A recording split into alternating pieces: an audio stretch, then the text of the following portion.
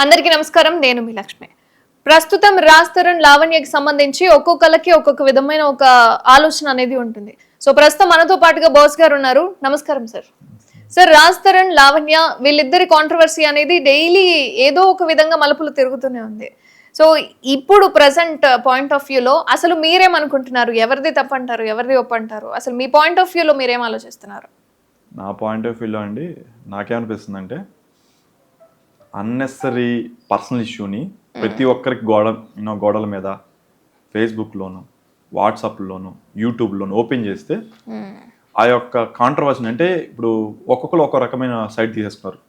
కొంతమంది రాజ్ తరుణ్ సైడ్, కొంతమంది లావణ్య సైడ్, కొంతమంది శేఖర్ భాష సైడ్, అలాగే మీడియా సైడ్ ఎవరైతే కొన్ని క్వశ్చన్ అడుగుతున్నారో కరెక్టే కదా అని చెప్పి రీసెంట్గా కరెక్టే కళ్యాణి గారు వచ్చి ఆమె సైడ్ చెప్తున్నారు. తర్వాత ఇంకెవరో ఒకళ్ళిద్దరు చెప్తా ఉన్నారు, అదని ఇదని చెప్తా ఉన్నారు. నా ఉద్దేశం ఏంటంటే ఇది యాక్చువల్గా పర్సనల్ మ్యాటర్. ఇలాంటి సిచ్యువేషన్, ఇలాంటి రకమైన కేసు మార్కెట్లో చాలా మందికి ఉంటాయి. ఇప్పుడు ఒక అమ్మాయి ఇప్పుడు పెళ్లి చేసుకుని వదిలేశాడని చెప్పి మీకు రోజు కొన్ని వందల కేసులు పోలీస్ స్టేషన్ లో పడతా ఉంటాయి. అవన్నీ ఎవరు అట్రాక్టివ్ గా ఉండే పీపుల్ కాదు, అంటే ఐ మీన్ సెలబ్రిటీ తెలిసిన వాళ్ళు కాదు, సెలబ్రిటీ కాదు, క్యూరియాసిటీ. అందులో దీంట్లో ఏమైపోయిందంటే 2-3 ఆడియో ఫంక్షన్స్, అంటే పక్కన వాళ్ళ జీవితాల్లో ఏం జరుగుతుందని తొంగి చూసే మనస్తత్వాలు ఉన్న ప్రజలకి ఇది ఒక రకమైన క్యూరియాసిటీ. మనకి ఇలాంటివన్నీ ఏమవుద్దంటే ఒక పాసింగ్ అవుట్ లో ఒక 1 month అందరికి ఉంటుంది. 1 month తర్వాత ఏమీ జరగదు. ఈ 1 month లో డ్యామేజ్ అయ్యేకి రాజ్ తరుణ్ కి అండ్ లావణ్యకి మాత్రమే డ్యామేజ్ అవుతుంది. అంటే నా దృష్టిలో అండి ఇది ఒక పర్సనల్ మ్యాటర్. ఇద్దరు కూడా కోర్టులో తేల్చుకోవడం బెటర్ వాళ్ళ దగ్గర ఉన్న ఆధారాలతో. అంటే డైరెక్ట్ గా ఇప్పుడు లావణ్య వచ్చి నన్ను ఇట్లా మోసం చేస్తున్నాడు అని చెప్పి ఆమె పబ్లిక్ లోకి వచ్చింది. అదే అండి, యాక్చువల్ గా నా దృష్టిలో ఏంటంటే లావణ్య కూడా కోర్టులో తేల్చుకుంటే పోయింది. దాని ప్రకారం I think Kalyan Dilip also is taking care.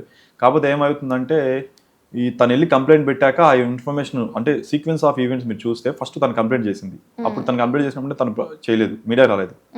First యాక్చువల్గా వచ్చింది రాజ్ తరుణ్. మీరు గమనిస్తే, మీరు అన్నారు చూసారా, మీరు సీక్వెన్స్ ఆఫ్ ఈవెంట్స్ చూస్తే ఫస్ట్ తను వెళ్ళి కంప్లైంట్ చేసింది, నన్ను ఇలా చేశాడు. కంప్లైంట్ చేశాక మీడియా ముందు ఫస్ట్ ఎవరు వచ్చారు? వచ్చింది లావణ్యనే మాట్లాడారు. ఇట్లా చీట్ చేశారు అంటే వీళ్ళు వెళ్ళి రాజ్ తరుణ్ దగ్గరికి కంప్లైంట్ ఇచ్చిన విషయం టీవీలో స్ట్రోల్ అయింది, అన్ని టీవీల్లో లావణ్య ఇలా చేసింది అని. అలా వచ్చింది కాబట్టి కంప్లైంట్ కౌంటర్ చేయాలని తను వెళ్ళలేదు కదా. మీరు గమనించండి, తను వెళ్ళలేదు. నేను అనేది తనకి ఫేవర్ గా కాదు, నీ సీక్వెన్స్ ఆఫ్ ఈవెంట్స్ మాట్లాడుతున్నాను. రాజ్ తరుణ్ గారు బయటకు వచ్చి మీడియా ముందు మాట్లాడారు.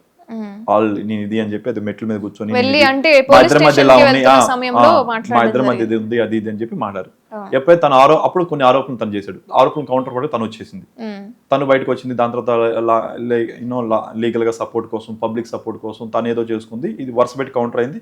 లేదు ఇది తప్పు కేసులా ఉందని చెప్పి శేఖర్ భాష గారు మార్కెట్ బయటకు వచ్చి దానికి కొన్ని అది ఇది ఇవ్వడాలు, దాంట్లో బ్యాక్ ఎండ్ లోంచి ఇచ్చారని చెప్పి, లేదా రకరకాల న్యూస్ ఛానల్ కి ఆ డ్రగ్స్ పెడ్లర్ గురించి అని, ఆ విషయం అది అంతా ఫేక్ అని, so many things are going around. ఇప్పుడు డ్రగ్స్ పెడ్లర్ అనేది దానికి సంబంధించి ట్యాడ్ షీట్ లేదని తను చెప్తుంది, అది కూడా లాజిక్. ఇప్పుడు ఈ రకంగా అనుకుంటే ఆంధ్రప్రదేశ్ జగన్మోహన్ రెడ్డి గారి మీద ఉన్న సిబిఐ కేసులు ఏమీ లేదు, తప్పేగా. మరి ఇంకా ఆయన అన్ని కేసులు పెట్టా కూడా ఆయన సీఎం అయ్యాడు కదా, ప్రజలు ఆమోదించారు కదా. అంటే ఇప్పుడు ఎవరు తప్ప అంటారు? ప్రజలు తప్ప, జగన్మోహన్ రెడ్డి గారు తప్ప? ఏంటి, మనం ఇంతమంది జడ్జి చేస్తున్నాం కదా, దాని అర్థం ఏంటి? కోర్టులో తెలియంత వరకు కరెక్ట్ అనే కదా ప్రతి ఒక్కరు మనం కన్విక్ట్ అయ్యేవారు కదా. కన్విక్ట్ అవ్వక ముందు ఎవరికి వాళ్ళు మనం ఇచ్చేస్తున్నాం. నా దృష్టిలో ఇదంతా ఏంటంటే ఇది పబ్లిక్ వ్యవహారం కాదు, వేరే జగన్మోహన్ రెడ్డి గారిది పబ్లిక్ వ్యవహారం. ఎందుకంటే పబ్లిక్ ఫండ్స్ యూటిలైజేషన్ కాదు, ఇది పబ్లిక్ ఇన్వాల్వ్ అయ్యేది, వాళ్ళ వ్యక్తిగత వ్యవహారం. వాళ్ళిద్దరికి మైండ్ సెట్ మ్యాచ్ అవ్వలేదో, మ్యాచ్ అయింది, కొన్నాళ్ళ పాటు సహజీవనం చేసి అన్నారు, తర్వాత పెళ్లి అన్నారు, తర్వాత whatever evidence are there వాళ్ళు సబ్మిట్ చేస్తున్నా అని చెప్పి వాట్ ఎవర్. బట్ అది మీడియాకి రావడం అనేది సెన్సేషనల్ కదా. డెఫినెట్లీ సెన్సేషన్ అయింది కాబట్టి మనం ఎంతసేపు నేనైనా మాట్లాడుతుంది, అవసరం లేని దాంట్లో నేను కూడా ఎందుకు మాట్లాడడం అనవసరం. కానీ ఒక పర్సనల్ ఇష్యూలో నా దృష్టిలో ప్రజలందరూ కూడా సమయం పాటించి క్యూరియాసిటీ పెంచకుండా, అంటే దీని క్యూరియాసిటీ ఏమైంది అని ఒకళ్ళు ఫైటింగ్ చేసి సోషల్ మీడియాలో కామన్ గా మన ఇంటి పక్కన ఏం జరుగుతుంది అని చెవులు తెరుచుకొని వినే వాళ్ళు చాలా మంది ఉన్నారు. ఈవెన్ నా ఫ్యామిలీ అయినా పక్క ఫ్యామిలీ అయినా ఎవరైనా సరే. బట్ అలాంటిది పబ్లిక్ లోకి వచ్చిన ఇష్యూకి సంబంధించి అసలు వాళ్ళ లైఫ్ లో ఏం జరిగింది ఏంటి అనేది చిన్న ఆడియో రిలీజ్ అయితేనే చాలా వరకు క్యూరియాసిటీ చూపిస్తుంది కదా. నేను ఒకటే మాట చెప్తాను, రేపు పొద్దున ఆ అమ్మాయి సూసైడ్ చేసుకుంటే ఎవరు రెస్పాన్సిబిలిటీ? ఇంకా కోర్టు తీర్పు రాలా, ఈ మధ్యలోనే మీరు ఇన్ని పెట్టి ఎన్ని చేశారు కదా.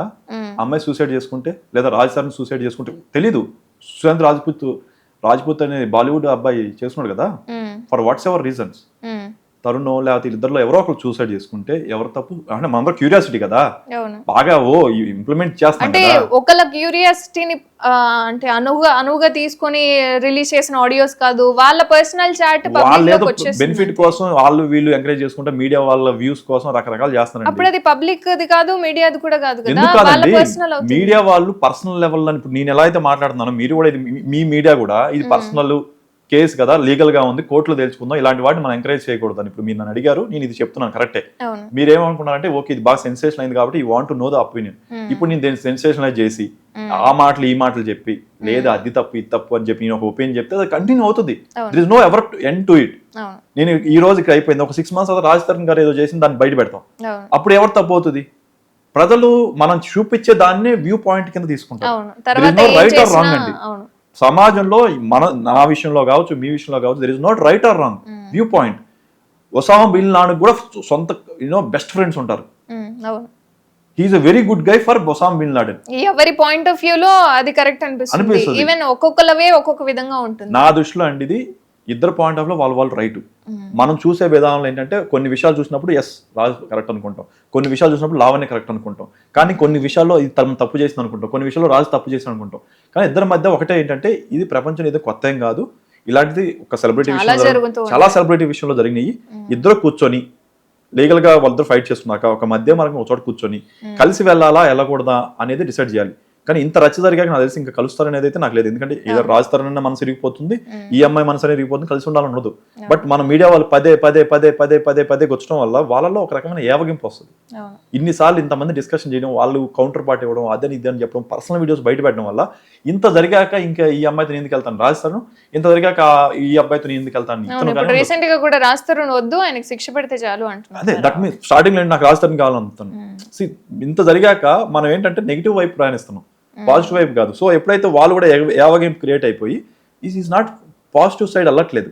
At the end of the day నేనేంటంటే దీనికి సొల్యూషన్ ఏంటంటే మనందరం ఎన్ని మాట్లాడుకున్నా కమెంట్ మన మొబైల్లో నెట్ అంతవరకే ఉంది. But at the end of the day ఎవరి లైఫ్ నాశనం అవుతుంది. మనందరం క్యూరియస్ అండి. 1 month తర్వాత ఒకప్పుడు ఒక అమ్మాయి ఆడియో వచ్చింది, తిరుపతి అమ్మాయి ఆడియో వస్తే ఒక బూతులు తిడితే అప్పట్లో ఒక 1 month ట్రెండింగ్ అయిపోయింది. ఇప్పుడు అది పెడితే ఎవరు చూడరు అయిపోయింది. అప్పట్లో అంత ట్రైనింగ్ ఉంది, వరుస పెట్టి ఒక్కొక్క మంత్కి ఒక్కొక్క రకమైన ట్రైనింగ్ నడుస్తుంది. అలా ఈ విషయం ఇప్పుడు సెన్సేషనల్ చేశారు కదా, నెక్స్ట్ మంత్ లోకి ఇంకొక కొత్త ఇష్యూ వస్తుంది. ఇప్పుడు బంగ్లాదేశ్ ఇష్యూ మెల్లిగా ట్రెండింగ్ అవుతుంది, అండ్ కేరళ ఇష్యూ, వైనాడు ఇష్యూ కొన్నాళ్ళు ట్రెండింగ్. అట్లా నీకు ఒక ఇష్యూ ట్రెండ్ అవుతా ఉన్నప్పుడు అమెరికా ఇష్యూ ట్రెండ్ అవుతా ఉంది, తర్వాత నెక్స్ట్ ఇరాన్ వార్ అండ్ ఈ వార్ ట్రెండ్ అవుతుంది. So continue and markets so many issues going on. So ఎవరి పాయింట్ ఆఫ్ వ్యూ లో ఎవరికి ఏది ఇంట్రెస్ట్ ఉంటే అది చూస్తా ఉన్నప్పుడు నేనే ఉంటానంటే ఇది యాక్చువల్ గా there is no public interest లేనప్పుడు మీడియా సంస్థలు కూడా ఇఫ్ దర్ ఇస్ నో దీని వల్ల ఒక నలుగురికి ప్రయోజనం లేకపోతే నలుగురికి కనువిప్పో ఏదైనా జరుగుతుంది అన్నప్పుడు ఓకే ఒక రకమైన వాల్యూ క్రియేట్ చేయడం పర్లేదు. అంటే మీరు అంటున్నట్టుగా ఏదైతే ఇప్పుడు పబ్లిక్ కి ఇంట్రెస్ట్ లేదు అని ఏదైతే మాట్లాడుతున్నారో దీని వెనక చాలా డ్రగ్స్ మాఫియా ఉందని చెప్పి దీనివల్ల చాలా మంది బలైపోయారు అని చెప్పి శేఖర్ భాష గారు మాట్లాడడం జరిగింది. మరి దీని వెనక ఉందంటారా? బలైపోయే మనుషులు ఇంకా రెడీ అవుతారంటారా? ఏమంటారు? మరి బలైపోవడం అంటే డ్రగ్స్ మాఫియా లావణ్య వెనక చాలా మంది డ్రగ్స్ మాఫియా ఉన్నారు, ఆమె వల్ల బలైపోయిన వాళ్ళు ఉన్నారు, ఇట్లా చాలా మందిని నాశనం చేస్తుంది. అంటే పిల్లల్ని 21 years అని చెప్పి ప్రీతి బయటికి రావడం జరిగింది. సో ఇలాంటి వాళ్ళని ఆమె ఇన్ఫ్లుయెన్స్ చేస్తుంది అని చెప్పి చెప్తున్నారు. సార్ ఒకప్పుడు టాలీవుడ్ హీరోస్ లో చాలా మందిని ఎంక్వైరీకి పిలిచారు, పెద్ద పెద్ద డైరెక్టర్స్ ని హీరోయిన్ అందరిని పిలిచారు కదా. వాళ్ళు ఒక పార్టీలో మొత్తం డ్రగ్స్ చేస్తారు కదా, వాళ్ళందరూ చెడిపోయినట్టేనా? వాళ్ళ చుట్టూలో ఉన్న వాళ్ళందరూ చెడిపోయినట్టేనా? కన్జంప్షన్ వేరు, సెల్లింగ్ వేరు. సో నేనేమన్నా అంటే లావణ్య తప్పు చేసిందా లేదనేది నేను ఐఎమ్ నో బై టు ఈ రోజు డేట్ లో వితౌట్ కోర్ట్ ప్రొసీడింగ్ లేకుండా కోర్టు కన్విక్ట్ చేయకుండా I'm no one to judge it. Same case with Rajasthan, ఇదే క్వశ్చన్ రాజస్థాన్ కూడా ఉంటే అతని మీద కూడా కేసు అని ఉంటే అతను కన్విక్ట్ అవ్వకుండా మనం చేయడానికి లేదు. ఎందుకంటే ఎవరి లైఫ్ లో ఏం జరుగుతుంది అనేది వాళ్ళకి మాత్రమే పర్సనల్. చిన్నపిల్లలు కదండి మనం. మేజర్ 18 ఏళ్ళు దాటితే మేజర్, ఇంకా చెప్పాలంటే అమెరికాలో 13 ఏళ్ళు దాటితే తెలుసా మీకు? అది 13 అంటాం, టీన్ లోకి వచ్చారని అంటాం. ఎందుకు 12 వరకు 12 13 ఓకే టీనేజ్ లోకి వచ్చావా లేదని 13 నుంచి టీనేజ్కి వచ్చినట్టే. అంటే 13 నుంచి యూ హ్యావ్ సమ్ సెన్సిబిలిటీస్, కొంచెం ఆవేశం ఉంటుంది కొంతమందికి ఆలోచన ఉండదని చెప్పి 18 మన ఇండియాలో ఏంటంటే 18th వరకు నీకు ఆ లాజికల్ సెన్స్ ఉండదు అనే ఉద్దేశంతో 18th వరకు మనకి పెట్టారు. 18 దాటిన వాళ్ళందరికీ ఎవరి లైఫ్ ఏంటి అనేది తెలుసు. ప్రపంచంలో కొన్ని వందల ఇన్ఫర్మేషన్ మార్కెట్లో ఉన్నాయి. రాబర్ట్ డౌనీ జూనియర్ ఏదైతే ఉన్నారో ఇప్పుడు మన ఐరన్ మ్యాన్, ఎవరికి తెలియదు సార్, అందరికి తెలుసు. ఆయన ఏమయ్యాడు, జైల్లోకి వెళ్ళిపోయి ఒక శిక్ష పడి బయటకు వచ్చి మళ్ళీ ఈ రోజు హైయెస్ట్ పెయిడ్ యాక్టర్ అవును. In the world right now. మరి మీరు అన్నట్టు ఆయన జైల్లో శిక్ష అనుభవించి బయటకు వచ్చాడు. ఈ రోజు ఆయనకి ఎంతమంది అభిమానులు ఉన్నారు. మరి మీరు అన్నట్టు అది తప్పు ఒప్పు ఏంటనేది నా దృష్టిలో ఏంటంటే, ఒక బ్యాడ్ హ్యాబిట్, ఈ ఇష్యూస్ ఏదైతే ఉందో దాని నుంచి ప్రతి ఒక్కరు మారుతారు. ఒకవేళ నిజంగా తను కన్జ్యూమ్ ఒకటే చేసిందా లేకపోతే సేల్ చేసిందా అనేది మనకు తెలియదు, నాకైతే తెలియదు. మనకన్నా జనరల్గా నేను అవుతున్నాను. ఎవరైనా ప్రేక్షకులు మీరు రకరకాల వీడియోస్ ఈ ఇష్యూ మీద చూసిన వాళ్ళు ఎవరైనా మీ ఛానల్లో చూసే వాళ్ళకి, మీ ఛానల్లో వచ్చిన శేఖర్ భాష గారు చూసినప్పుడు, లేకపోతే మీ ఛానల్లో వచ్చిన ఆడియో కానీ, మీ ఛానల్లో లావణ్య వచ్చి కానీ, లేదా రాజస్థాన్ వాళ్ళు ఎవరు వచ్చి చెప్పినా 4 వ్యూ పాయింట్స్ వచ్చినప్పుడు ఎవరికి వాళ్ళు ఏం చేయాలంటే, దీని నుంచి నాకు టైం ఏంటి, దీని నుంచి నేను ఏం నేర్చుకోవాలని దాని మీద ఆలోచన చేస్తే every one is at valuation level అనేది నా ఉద్దేశం, మా ఒపీనియన్ అది. కానీ నాకు అనిపిస్తుంది ఇప్పుడు అంతా కూడా నెగిటివ్ ఎనర్జీ ఎక్కువ ఫ్లో అవుతుంది. ఈ ఇష్యూ అన్నెసరీ, యూట్యూబ్లో అన్నెసరీ, అంటే ఇంత ఇన్ఫర్మేషన్ లాగి మళ్ళీ సడన్ గా వాళ్ళ మీద దాడి చేయడం, ఈ అమ్మాయి మీద దాడి చేయడం, ఈ అమ్మాయి చచ్చిపోతానని సూసైడ్ నోట్ పంపించడం, మళ్ళీ వచ్చి కళ్యాణ్ దినీప్ ఒక లాయర్ అయి ఉండి సడన్ గా ఆయన టీవీలో ఎమోషన్ అయిపోయి ఆయన సమయం కోల్పోవడం. ఆయన ఆ విధంగా మాట్లాడొచ్చు కరెక్ట్ కదండి. అంటే నాకు ఎప్పటి నుంచి తెలుసు, నేను జనసేనలో ఉన్నప్పటి నుంచి కూడా, ముందు నుంచి కూడా తను బయట ఉండేవాడు, నేను జనసేన పార్టీలో ఉండేవాడిని. తర్వాత తన పార్టీలో స్పోక్స్ పర్సన్ గా అఫీషియల్ గా అపాయింట్ అయ్యాను. ఆయన కూడా జనసేన నుంచి అంటే పార్టీ సీట్ అడగడం జరిగిందని చెప్పి ఇవ్వలేదు అని చెప్పి కూడా. అలా ఏం కదా, అసలు అప్పుడు కదా, ఇది ఎప్పుడో కదా జరిగి 2.5-3 సంవత్సరాల క్రితమే తను బయటకు వచ్చారు. సో ఎలక్షన్ 2-3 years ముందే నుంచే బయటకు వచ్చారు. అది పార్టీ సీటు గురించి దీని గురించి అనేది రకరకాల వ్యూస్ చూసేవాళ్ళు మీరు already. But I don't want to comment on this, ఎందుకంటే personal issue, whatever is personal choice. So at the end of the day నేను కంక్లూడ్ చేయాలనుకుంది ఏంటంటే అండి, ఇది పర్సనల్ ఇష్యూ. నా దృష్టిలో ఈ మొత్తం ఎపిసోడ్లో మనందరికీ చిన్న ఇంటర్నెట్ కనెక్షన్ ఉండి మనం ఏదో ఈ రోజు ఎమోషనల్ అయ్యి లేకపోతే రకరకాలు నేర్చుకుంటాం. కానీ at the end of the day నాశనం అయితే ఇద్దరు లైఫే.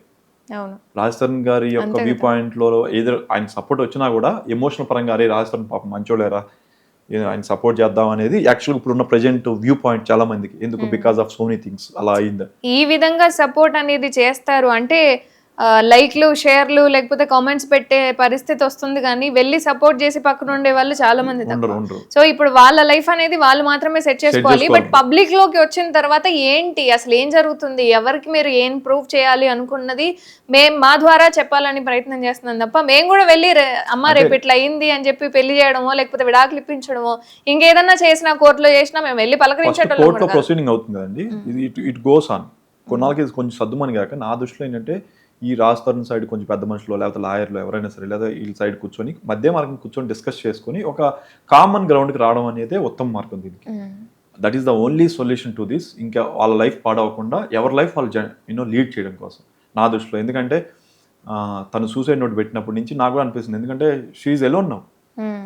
రాజస్థాన్ ఆల్సో మనోడు బయటకు వచ్చి ఒక రకమైన నవ్వుతున్నాడు. మీరు గమనిస్తే తను ఆల్రెడీ డిప్రెషన్ లో ఉంటూ మీరు మన మధ్య వచ్చిన దాంట్లో నవ్వుతున్నాడు. నాకు అర్థమైపోయింది ఇద్దరు they are going through so much of pain. దాన్ని బయట కనిపించకుండా ఏదో ట్రై చేస్తున్నారు. But it is very suicidal mindset, అది actual depression mindset. So we cannot push them to cliff దగ్గరలో ఉన్నారు. వీళ్ళని మనం పుష్ చేయడంతో అవుతుంది ఇన్ని రకాలు చేయడం వల్ల. It's up to media, it's up to them. నా దృష్టిలో అయితే లావణ్య కూడా ఇంకా సైలెంట్ అవ్వడం, లేకపోతే రాజస్థాన్ సైడ్ నుంచి శేఖర్ భాష కూడా సైలెంట్ అవ్వడం చాలా ఉత్తమం ఎవరికి లైఫ్ వాళ్ళకి. ఎందుకంటే దీనివల్ల సాధించదే ఉండదు. మేబీ శేఖర్ భాష గారు ఏమంటారంటే 10 మందికి ఇలాంటి ఫాల్స్ కేసు పెట్టడం వల్ల నేను ఫైట్ చేస్తున్నా అన్నారు. అది కోర్టులో ఫైట్ చేయడం బెటర్. చాలా మంది శేఖర్ భాష గారికి రాజస్థాన్ గారికి పరిచయం ఉందని ఆయన్ని చేపిస్తున్నారు. అలా ఉందండి. ఇప్పుడు ఇండస్ట్రీలో నాకు పరిచయాలు ఉంటారండి. నాకు కూడా చాలా మంది, నేను కూడా యాక్టర్ని కాబట్టి నాకు కూడా చాలా మంది పరిచయాలు ఉండొచ్చు. 1-to-1 పరిచయం ఉంటావు. ఆ టైంలో నేను ఎమోషనల్గా నేను వచ్చి మాట్లాడు నాకేం అవసరం అండి. ఇప్పుడు నాకు ఎవరు పరిచయం ఉన్నప్పుడు నాకు తరుణ్ గారిని 1-2 సార్లు కలిసాను, శేఖర్ భాష గారిని ఎక్కడ 1-2 సార్లు కలిసాను. మేబీ వాళ్ళు నన్ను గుర్తున్నారో లేదో తెలియదు. సేమ్ ఇదే చెప్పింది శేఖర్ భాష కూడా తరుణ్ గురించి. కలిసాము. ఈయన ఆర్జే. తర్వాత లావణ్య కూడా 1-2 సార్లు కలవలేదు, నేను పరిచయం ఫోన్లో 1-2 సార్లు ఏదో అప్పుడు షార్ట్ ఫిల్మ్ చేసేస్తాను. షార్ట్ ఫిల్మ్ చేసినప్పుడు ఎట్లాగో, తర్వాత కూడా రీసెంట్గా కూడా ఇంతకుముందు కూడా మామూలుగా ఫోన్లో ఎట్లాగో ఇన్ఫర్మేషన్ అది ఇది తెలుసు నాకు. సో నాకు ఈ అందరూ తెలుసు కాబట్టి నాకు నేను ఏదో చేసేస్తాను కాదు కదా, వాళ్ళ కోసం చేస్తున్నామని కాదు, బట్ పర్సనల్ ఒపీనియన్ అంతే. Thank you.